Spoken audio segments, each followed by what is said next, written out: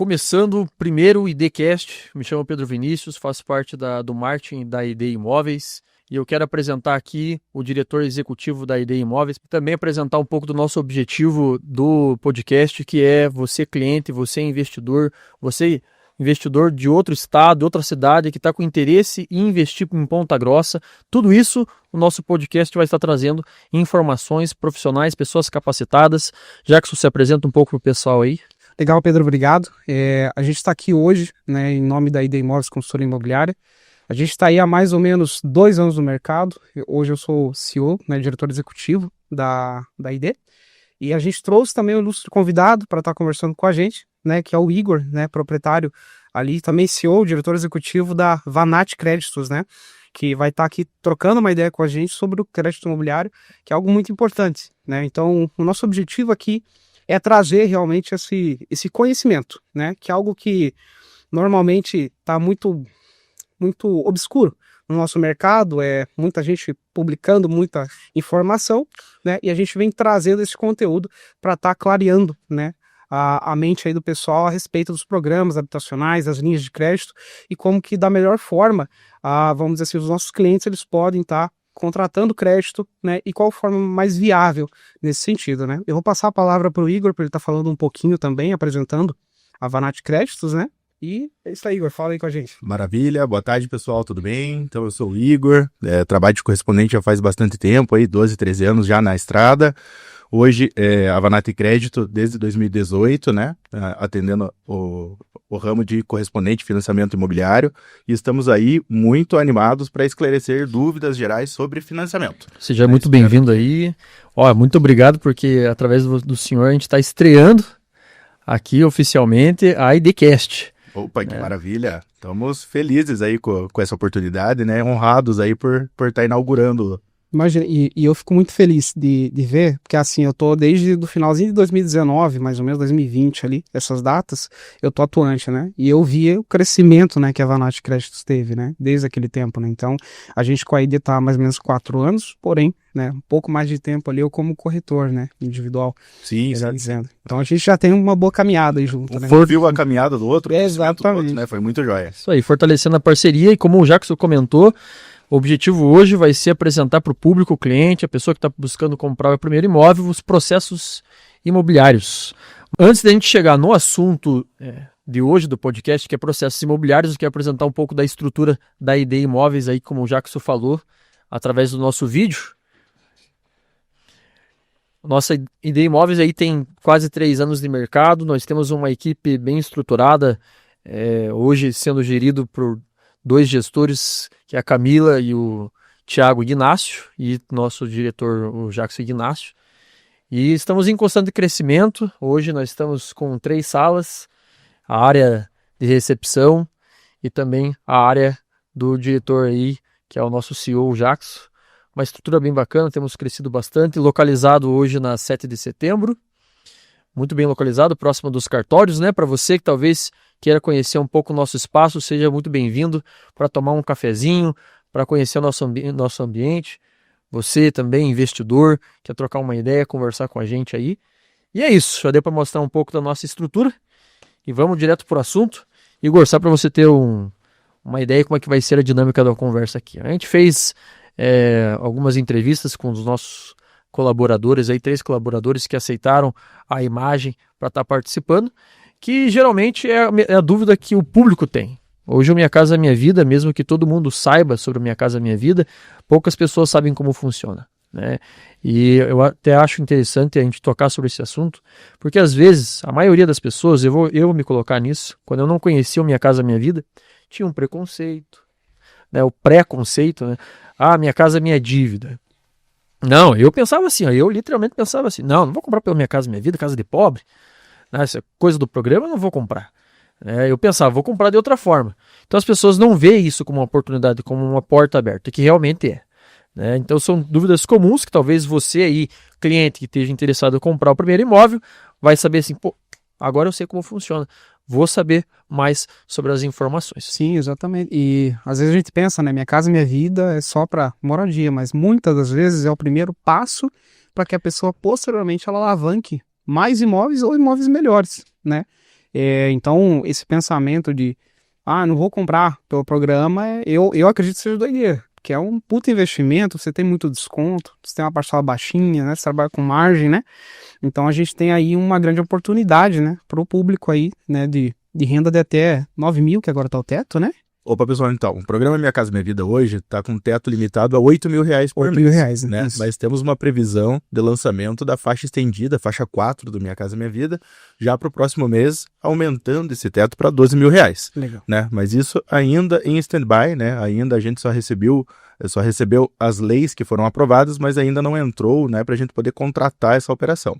Então, tratando de salário médio, salário mínimo no Brasil, 1.518, para um programa que atende famílias com renda até R$8 mil, não é um programa só para famílias com renda baixa, né? Então, é um problema que estende-se e atende uma grande faixa da população brasileira, sem dúvida. Que bom, até interessante sobre isso, Igor, se eu quiser explicar um pouco para o pessoal por qual motivo que o Minha Casa Minha Vida trouxe essa ideia da faixa 4.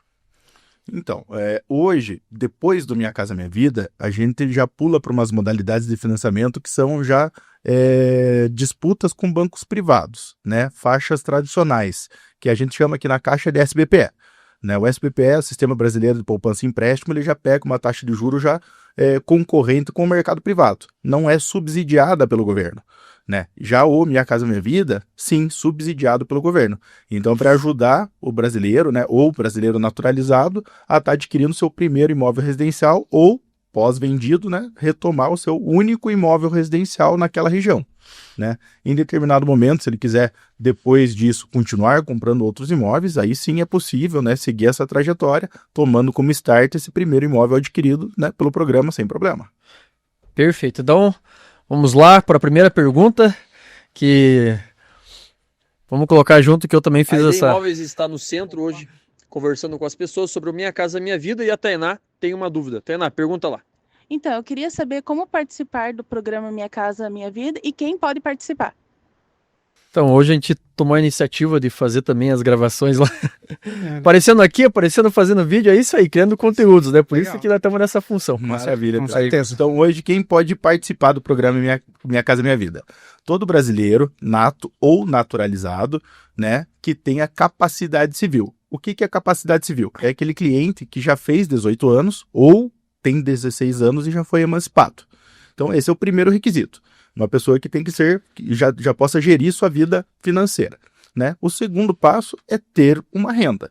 Né? Para comprar no programa, você tem que ter uma renda mínima ali para poder dar um início a um processo.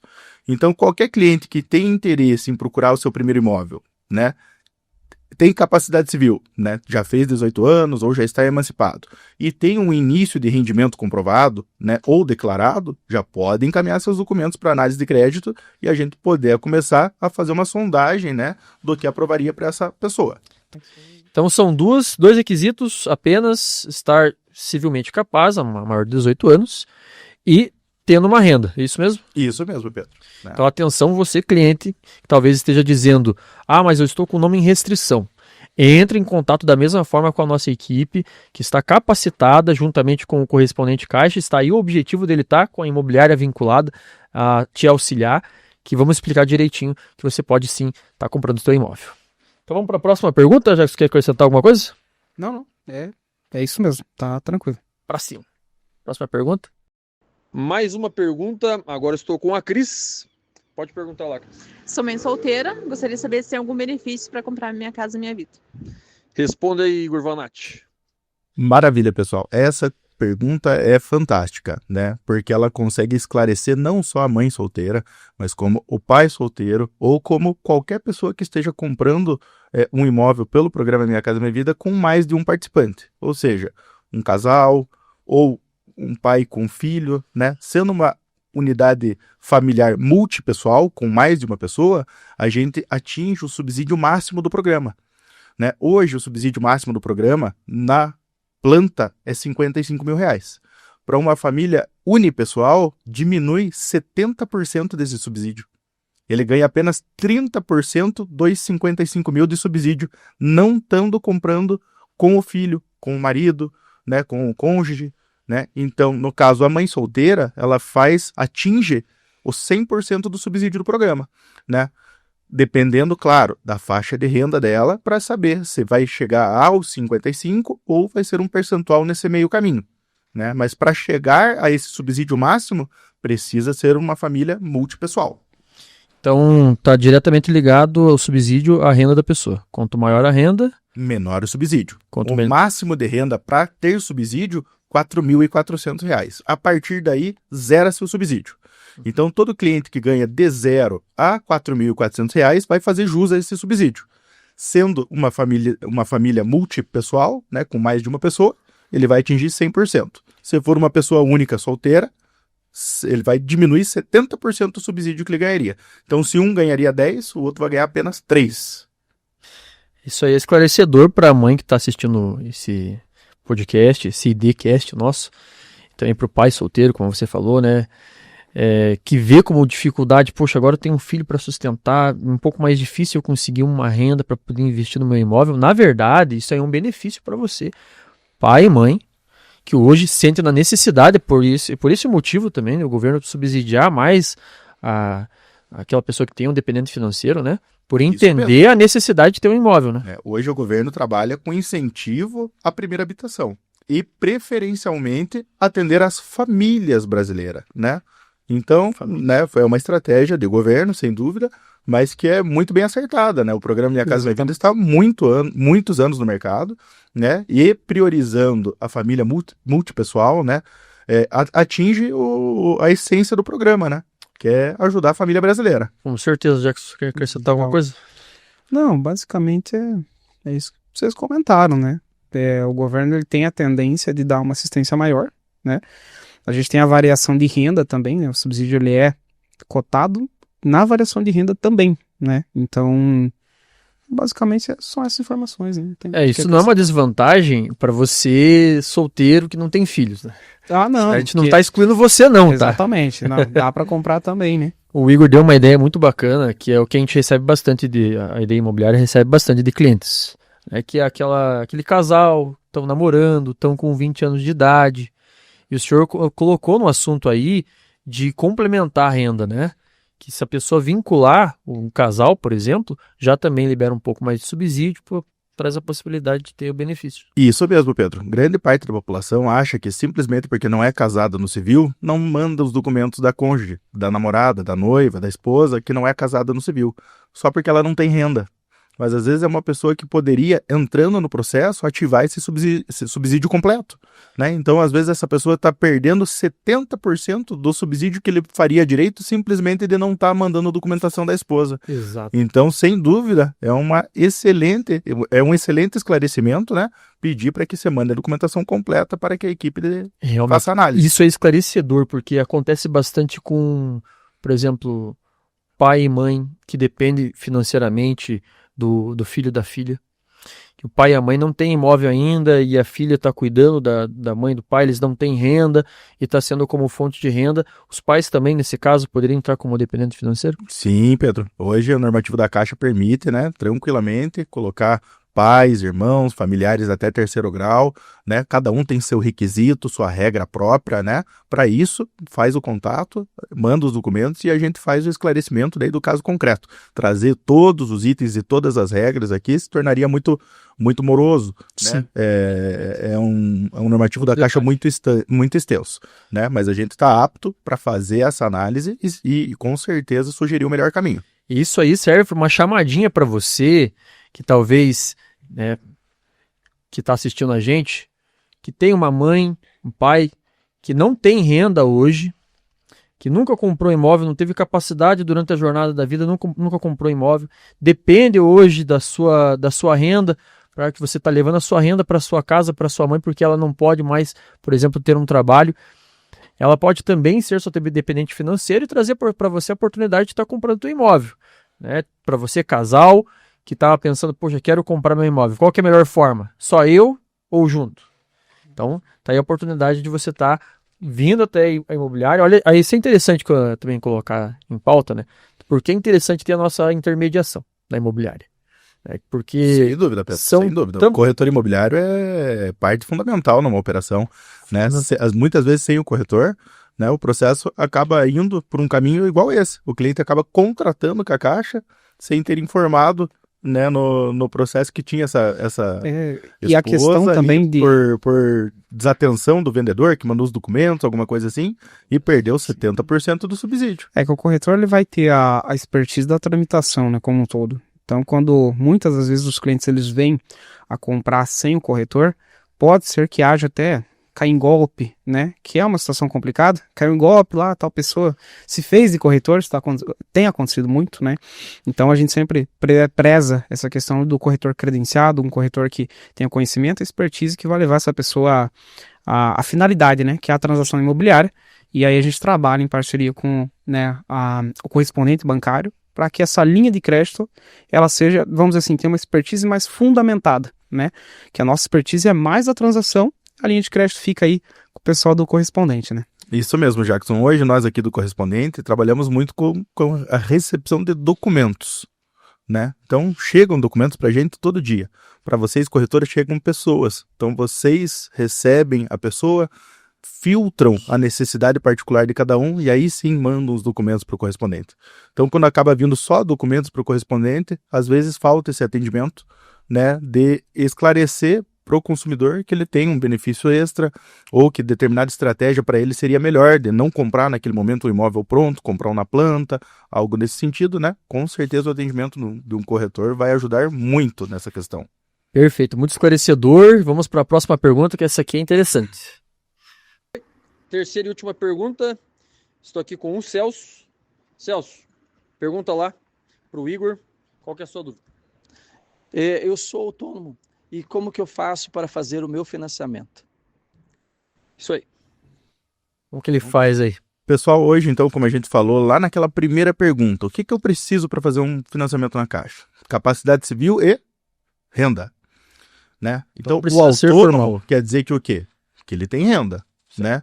Então, a gente não falou na nossa primeira pergunta que aquela renda precisa ser comprovada, precisa formal, e sim falou que o brasileiro precisa ter renda.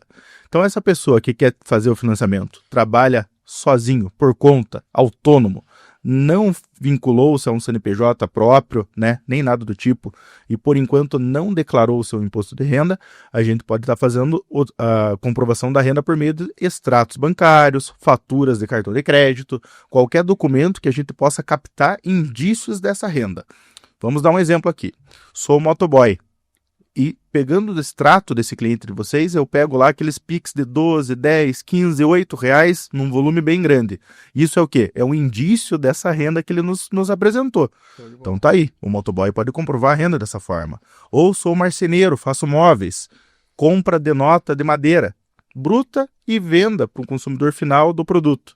Isso, comprovação de rendimentos. O quanto ele ganha? Aí a gente entra numa análise dessa documentação encaminhada pelo cliente. Legal. Né? Mas todo consumidor, todo cliente que quer entrar no programa Minha Casa Minha Vida e trabalha por conta, a gente pode fazer essa análise particular com a ajuda de vocês, né, para identificar essa renda e cadastrar aqui na Caixa. Para ter um jeito, né? Com certeza, Jackson. Temos limite para isso? Sim, temos. Né? Hoje a Caixa Econômica trabalha com a renda informal dentro do limite que seria necessário para a pessoa declarar um imposto de renda a partir daquele momento. Então, hoje o sistema da Caixa tem acatado até R$ 2.550 para a renda desta forma. Essa renda declarada ou comprovada de maneira superficial, por extratos, notas, né? Essa que eu comentei agora. A partir desse valor, a Caixa Econômica já entende que seria necessário a declaração do imposto de renda. Em 2025, o valor do imposto de renda aumentou em relação a 2024. Talvez a faixa de renda do informal venha a aumentar até o final do ano? É uma possibilidade. Né? A gente sempre está nessa tratativa junto aos gerentes da Caixa para identificar se essa faixa de renda vai aumentar. Até o momento ainda está com essa trava de 2.550. Ok, já respondeu. E me conta, e agora fiquei com a dúvida, né? Quando você é empresário, tá? Porque tem empresários que até o microempreendedor, ali ele consegue, vamos dizer assim, ainda se enquadrar, né, no programa. Então, como que funcionaria?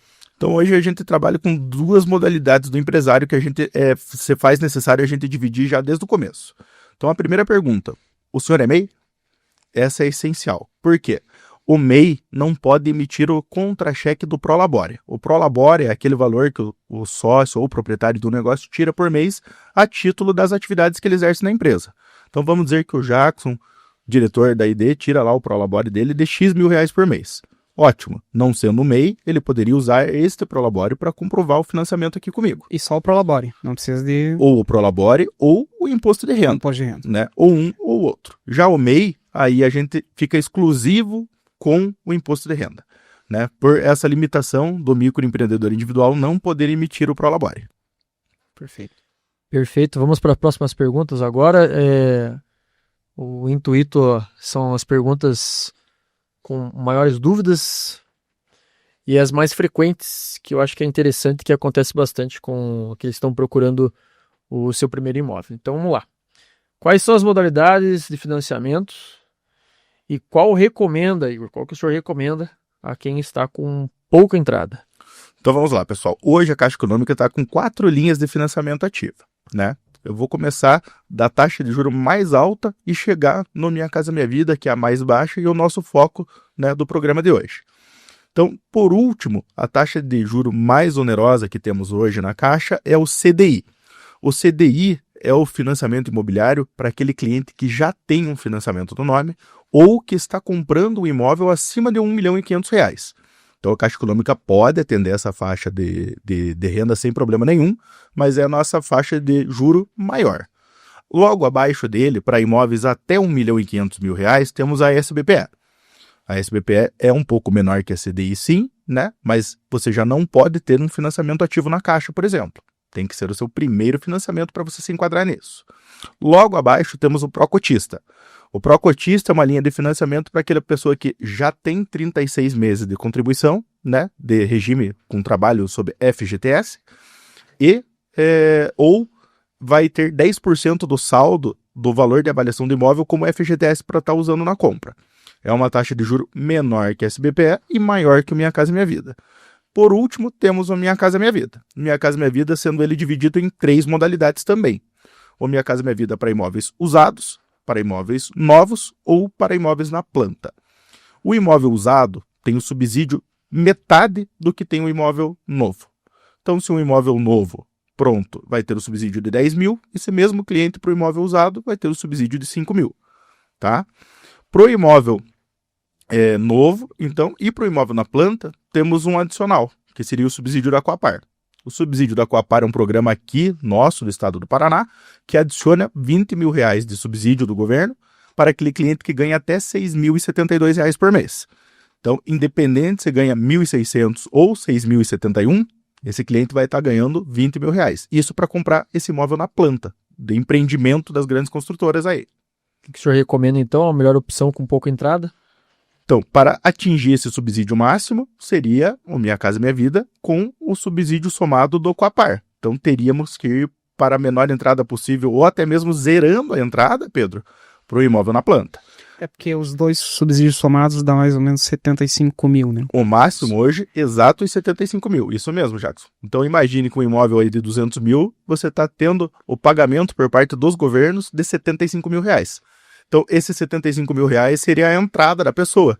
Está sendo pago por quem? Não por ela. Então, zeraria a entrada dessa pessoa, podendo comprar nem com 5 mil, Pedro, até com 0 de entrada mesmo. Não, e às vezes se sobra um pouquinho de entrada, a grande maioria das construtoras de imóvel na planta parcelam, né? Tem uma condição muito boa disso. Né? Então, pensa você, cliente aí, que tem o interesse de comprar um imóvel, com a proposta de 75 mil até 75 mil, te auxiliando no investimento do imóvel.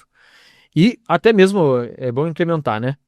Porque as construtoras hoje, a maioria com a modalidade na planta, trazem a possibilidade de aquele restante de diferença da entrada parcelar diretamente com eles. E de forma bem flexível também, né? Normalmente. De forma bem flexível. A maioria delas trazem o cliente a investir apenas um sinal simbólico, né? A maioria delas de 1.500.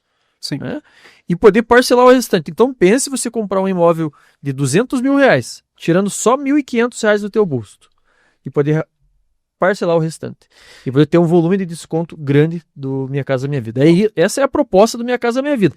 E as pessoas falam que é Minha Casa Minha Dívida. Não, é a oportunidade. Não, e a condição para comprar um imóvel desse fica menos que um carro normalmente. A parcela, né, fica tranquila, né, a entrada fica baixíssima. Né? Pensando que a faixa de juros do programa Minha Casa Minha Vida tá variando aí entre 4,25% ao ano a 8,66% ao ano. Né? Você vai comprar um carro hoje, aí você vai pagar 2% ao mês, né? 24% ao ano. Então a taxa de juros incentivada do programa é muito boa. É bom ligar isso com a parcela do cliente. Né? A gente acabou não comentando, mas como que funciona só para o cliente entender? Eu não quero pagar uma parcela tão alta. Como que seria nesse caso? Então, Pedro, hoje a Caixa Econômica aprova no máximo para uma pessoa 30% de sua renda bruta como capacidade de pagamento. Então vamos dizer que o cliente ganha lá R$3.000, você vai pegar esses R$3.000, multiplicar por 30%, e o resultado vai ser o máximo de parcela que o cliente pode pagar, R$900. Desses R$900, se o teu cliente não quer usar ele completo, não tem problema. Contudo, nesse cenário, a diferença seria para o cliente pagar com recursos próprios, podendo usar o fundo de garantia, por exemplo. Olha só, já ajuda bastante. Então, para pensar, você que está com R$900 de aluguel aí e está com 2.500 de renda. 2.500 de renda, 30% é 750. Então, olha só a vantagem de você sair do aluguel e optar para o financiamento. Exatamente. Se você alinhar até 75 mil de desconto, uma entrada parcelada com a construtora, uma parcela baixa, equivalente a 30% da tua renda, é um investimento surreal. Né? Surreal mesmo. Então, não tem nem o que falar a respeito do programa. Né? Show de bola. Esse assunto é muito bom. Vamos para a próxima pergunta agora, que também é super interessante. Isso aí. O pessoal sempre pergunta para imobiliária, né? O Jackson escuta quase todo dia esse tipo de pergunta. Isso é recorrente. É possível comprar um imóvel sem entrada ou com menos de R$5.000? Igor, acho que o senhor chegou a comentar, mas... Isso, Pedro, eu acabei unificando essa pergunta com a pergunta anterior, porque o assunto levou a ela, né? Levou a ela. Mas, né, recapitulando sobre esse assunto, né? Hoje, com menos, é possível comprar com 0 de entrada, né? O subsídio total somado, que o Jackson comentou, de R$75.000, pode, sem dúvida nenhuma, zerar a entrada da compra do primeiro imóvel de uma pessoa assim.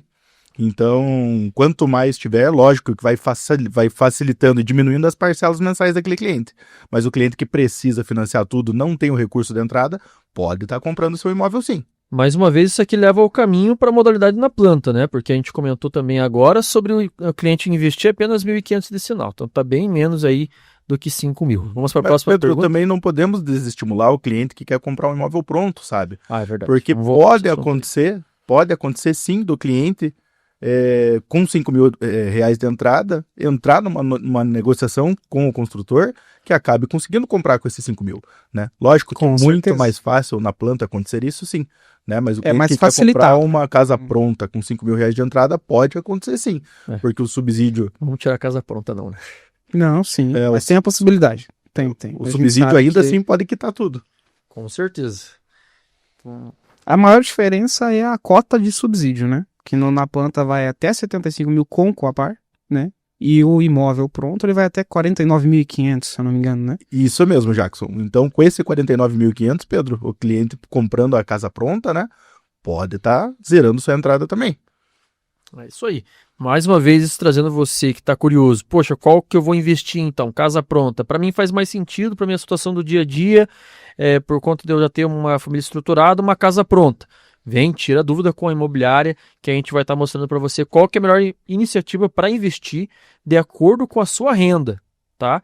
Isso é interessante. A imobiliária está aqui para esclarecer para você qual é a melhor opção junto ao teu orçamento para você investir. Não, cabe no meu orçamento um imóvel pronto. Cabe no meu orçamento um imóvel na planta. Juntando todos os benefícios que Minha Casa Minha Vida tem. Vamos para a próxima pergunta, então. Essa é a última pergunta. Eu acho que é interessante comentar isso, principalmente para aquela pessoa que é mais analítica, né? Qual que é a diferença do Minha Casa Minha Vida com os outros financiamentos bancários? Que eu acho que dá para tocar até sobre o assunto da taxa de juros. Até a gente está com a taxa Selic a 14,25. E se a gente for comparar o Minha Casa Minha Vida, aí você, pessoa que comenta que a Minha Casa Minha Dívida, aí que você vai... Nossa, realmente não é. Estamos tentando frear a inflação, né? Pedro, Jackson, Então, o programa Minha Casa Minha Vida é fantástico, sim. A gente já percebeu por todas as outras perguntas, então vamos recapitular nesse momento, né, os benefícios do programa. Primeiro benefício, taxa de juros reduzida. Né? Esse acredito que seja um dos principais pontos. A gente está falando aí a partir de 4,25% ao ano e pensando que o SBPE está na casa dos 10% ao ano. Isso na Caixa, né? Que tem alguns bancos que já está 14%, está acompanhando a Selic. Mesmo, já. Exatamente. Uhum. Então, primeiro benefício, taxa de juros reduzida. Segundo benefício, subsídio. Então, o governo federal e o estadual podem vir pagar a parte desse imóvel para a pessoa que está financiando pelo Minha Casa Minha Vida. Então, que benefício faria essa pessoa em não usar o programa? Né? Eu estou dizendo aqui que não vou pegar esse cheque de R$25 mil do governo e não vou usar. Não, é impossível acontecer. Então, o programa quer perder então, né? É verdade, eu tô tem perdendo que dinheiro. entrar no Minha Casa Minha Vida, sem dúvida nenhuma. Eu acho que vai ligar também para a última pergunta, que é algo mais interessante aí, e o ponto de opinião do nosso correspondente especialista aí. Pode ver a próxima pergunta.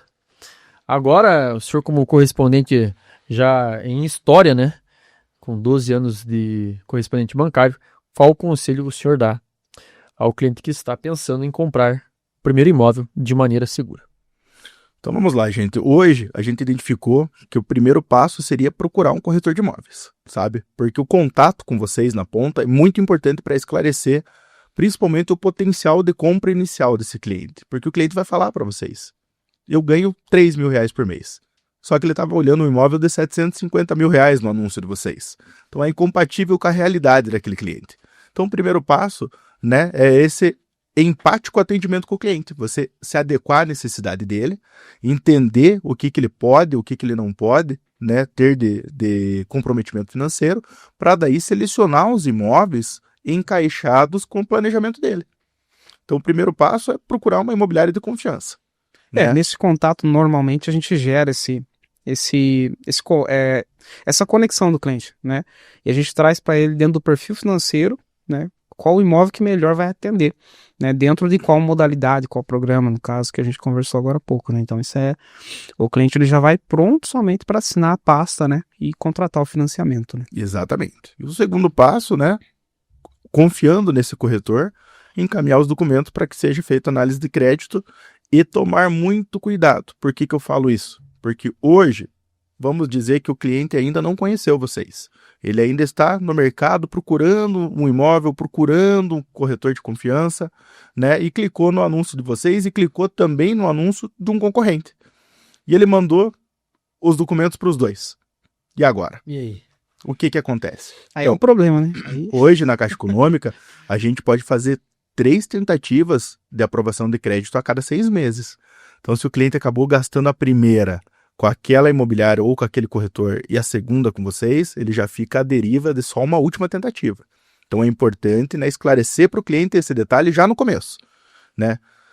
E tentar seguir já um caminho certo, né? Então, vamos dizer que o corretor manda, mas não lembrou que o cliente era casado. Nossa, Avaliou Às vezes seu casou, cliente, né? e Às aí vezes é falta de tava ali, pesquisa, né? tinha mais ali Informação. R$750 a mais de renda no CPF dela. Isso acontece Então a gente bastante. gastou a primeira tentativa porque não viu qual que era o quadro do cliente, gastou a segunda tentativa já nessa, e daí o cliente acaba mudando de imóvel pronto para imóvel na planta, e aí já E aí fecha venceu todas as avaliações que podiam ter sido feitas. Então o esclarecimento inicial do comprador é fundamental. É isso aí. Ó, na voz da experiência de quem tem 12 anos de correspondente bancário, você, amigo cliente, olha, confia na voz da experiência do corretor imobiliário que está te atendendo, tá? Porque nós, quem temos experiência, você está pedindo consultoria e auxílio para nós. Então, muitos clientes, por que eu estou dizendo isso? Muitos clientes, às vezes, não dá tanta credibilidade. Eu vou ver o máximo de imobiliária possível, porque daí eu vou ter shopping, mais... né? Shopping center. Vou ter mais opções de imóveis. Não é bem assim que funciona, né? Tudo se vincula ao teu perfil de financiamento. Igor, você comentou dessas 3 vezes, né? Então o cliente ele pode fazer até 3 vezes, e caso ele ultrapasse, o que acontece? Aí, já que o seu cliente vai ficar com o seu CPF bloqueado, né, durante o prazo de 6 meses contados da primeira tentativa. Tá. Então vamos dizer que o cliente fez a primeira tentativa hoje. E ainda hoje mandou o documento para outros 2 corretores e acabou usando as 3 tentativas no mesmo dia. daqui só 6 meses que ele vai poder fazer uma última tentativa. Entendi. Importante isso, hein? Importante. E aqui a gente encerra todas as perguntas, já passou um tempinho aí, foi muita conversa, eu acho que a gente vai precisar de mais uma gravação, mais um podcast com o senhor. Episódio 2, né, Pedro? O episódio 2, isso aí, se você está interessado, já comenta, quero um episódio 2, quero saber mais, quero tocar sobre o assunto agora, talvez pro SBPE, para você investidor que gostaria de usar o crédito da Caixa, que também fornece para o investidor a oportunidade de estar usando o financiamento. E eu quero agradecer aí você pela oportunidade, agradecer você, Igor, por nos dar esse momento. E também dizer qual localidade que está a Avanati, para a pessoa conhecer um pouco o espaço físico de vocês. Bom, então, mais uma vez, agradeço a Imobiliária ID, na pessoa do Jackson, na pessoa do Pedro, né, aqui hoje, né, pela oportunidade de estar aqui apresentando, um pouco da Caixa Econômica, em especial, lógico, meu escritório, a Avanati Crédito. A Avanati Crédito foi fundada em abril de 2018, sabe, Pedro? Os 12 anos de correspondente são meus, do Igor Vanatti, né, o proprietário, que abriu o seu escritório apenas em abril de 2018. Né? Então, estamos com 7 anos de mercado já agora. Então, ficamos localizados também na rua 7 de setembro, né, a mesma rua da imobiliária de vocês, um pouquinho mais para frente, ali nos fundos do Bombeiro, né, no edifício Palatino Sala Térrea. Né, nosso atendimento vai de segunda a sexta-feira, das 9 às 5h30, né, e estamos aí recebendo documentação para análise de financiamento todo esse período. Atendemos remotamente aos sábados também, das 10 às 17 horas, via WhatsApp. 100% à disposição para atender. E eu quero já dar os meus agradecimentos, vou deixar o Jackson para o último, os agradecimentos dele, por essa inauguração do IDcast, que a gente vai muito longe. Obrigado, Jackson, por me dar essa oportunidade de ser aqui o porta-voz desse momento especial, dessa nossa nova fase, e que a gente venha crescer muito com essa porta que se abriu aqui, junto com a Casa Cine. Perfeitamente. Eu agradeço, né, a Casa Cine, né, aos convidados, Pedro também, que está como por nosso porta-voz, o Igor, que veio trazer um grande conhecimento aí pra gente a respeito de crédito imobiliário. Nós também, como imobiliário, agradecemos, né, a vocês que estão ouvindo a gente, né, e basicamente, gente, a gente agradece. Obrigado, até a próxima.